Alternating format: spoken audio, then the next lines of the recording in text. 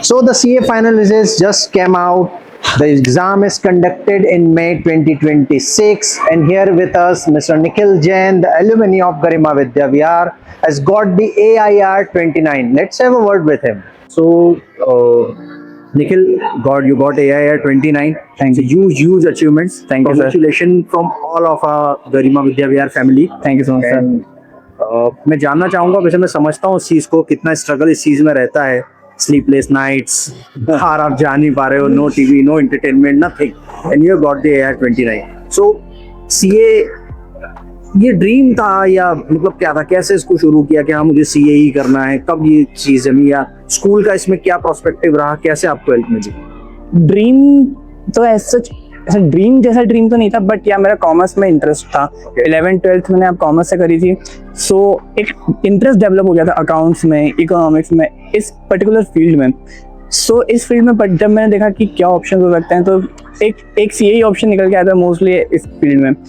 MBA का सोचा था, बट MBA थोड़ा एक लॉन्ग टर्म हो जाता है, उसमें थोड़े और साल इन्वेस्ट करने पड़ते हैं. सो एक बहुत आगे का प्लान था, तो मैंने सोचा कि CA एक अच्छा ऑप्शन है, इसमें जा सकते हैं. तो 2021 में मेरी 12th क्लियर हुई थी. 2022 में मैंने CA फाउंडेशन का एग्जाम दिया था, जून 2022 में.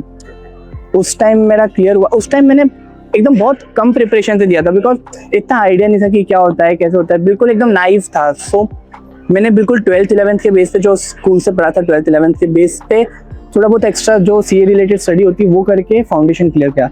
जब वो क्लियर हुआ तो मुझे लगा कि हाँ अब हो सकता है. देन फिर मैंने इंटरमीडिएट दिया. मई 2023 में इंटरमीडिएट क्लियर हुआ, उसमें भी I had all India rank 22. Okay, great. फिर मैंने आर्टिकलशिप करी, इंदौर से आर्टिकलशिप करी थी, and then in May 2026 I cleared CA final. Great. So, is there any kind of suggestion to those who are appearing this year in CA Foundation exams, that how they can prepare themselves to get AIR or of any kind of rank, or they can clear it with just one attempt? For CA foundation students, particularly those who are in 12th right now, I would say कि अपने 11th 12th के base को बहुत strong कर लो.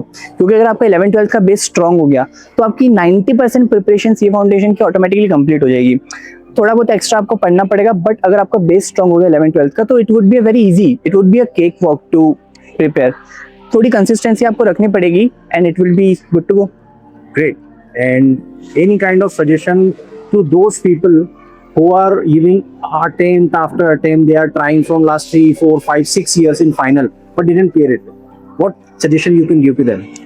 आई would say कि अपनी mistakes को एक बार एनालाइज करो. क्या होता है जब हम अटेम्प्ट टू अटेम्प्ट दिए जाते हैं, तो हम क्या करते हैं, एक रिपीटेड साइकिल फॉलो करते हैं कि एक प्रिपरेशन जैसे प्रिपरेशन करते हैं, हमेशा वैसे ही प्रिपरेशन करते हैं, वैसे ही आंसर राइटिंग कर रहे हैं, वैसे ही हमेशा याद कर रहे हैं. तो कहीं ना कहीं ये चीज़ अपने को समझनी पड़ेगी कि ये पैटर्न गलत है. हमें अपनी मिस्टेक्स को एनालाइज करना पड़ेगा. जो हमने आंसर्स लिखे हैं वो आंसर कॉपी चेक करनी पड़ेगी कि कहाँ पे गलती हो रही है, एंड उस गलती को एनालाइज करके उस गलती को फिक्स करने पे करना पड़ेगा. क्योंकि मोस्ट ऑफ द टाइम सिर्फ पढ़ाई नहीं होती है CA क्लियर करने के लिए. पढ़ाई के साथ साथ आपके आंसर राइटिंग का स्टाइल, आपकी प्रेजेंटेशन, आप कैसे जो क्वेश्चन पेपर है उसको मैनेज करते हो, इसके ऊपर भी बहुत इफेक्ट आता है. जैसे बोर्ड्स में भी हम देखते हैं कि बोर्ड्स में भी हम पढ़ाई तो साल भर करते हैं, बट बोर्ड्स में क्वेश्चन कैसा आ गया, अगर कभी वापस से टफ क्वेश्चन आ गया, इजी क्वेश्चन आ गया, टफ पेपर हो गया, तो उन सब सर्कमस्टेंसेस को आपको कैसे हैंडल करना है, आपको एक वहाँ पे इम्प्रूव करना पड़ेगा.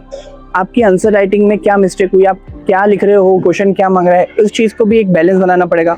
सो वही है कि कॉपीज मंगा के एक आंसर को एनालाइज करना सबसे बड़ा मैं बोलूँगा, और क्या मिस्टेक हो रही है उस मिस्टेक को अब रिपीट ना करके जो पुराना पैटर्न हम फॉलो कर रहे हैं पढ़ाई का, उसको थोड़ा सा ब्रेक करके एक नए वे में स्टार्ट करें तो हो सकता है. Great. And how thankful you are to Garima Group and Garima Vidya Vihar? Very much. मैं बोलूँगा कि जो मेरी पर्सनैलिटी जो भी पूरी डेवलप हुई है, मेरा कैरेक्टर, मेरा इंटेलिजेंस जो भी है, सब इस स्कूल के कारण ही हुआ है. क्योंकि मैं पहले जो स्कूल में था, मैं 6th क्लास में मैंने स्कूल में एडमिशन लिया. मैं उसके पहले बहुत शाय इंट्रोवर्टेड सा था. इवन 6th 7th में भी मैं शाय इंट्रोवर्टेड था, बट धीरे धीरे एक्टिविटीज में पार्टिसिपेट करना, जो पोजीशंस होती है उनको हेल्ड करना, सो इन सब से कैरेक्टर ओपन हो जाता है. एंड आई थिंक वही एक कारण है कि मैं इतने बड़े चैलेंज को आज फेस कर सकता हूँ, क्योंकि मैंने एक टाइप से चैलेंजेस फेस करना स्कूल टाइम में ही सीख लिया था, और 11th 12th में कॉमर्स मैंने यहीं से करा. एंड जिन टीचर ने मुझे कॉमर्स पढ़ाया, I just fail in love with the subject. बस वहीं से मेरा एक इंटरेस्ट डेवलप हुआ। Okay. Thank you so much, Nikhil. It was nice talking. Pleasure to you. And Thank you, again, sir. congratulations from all Garima Vidya Vihar family. Thank you so much.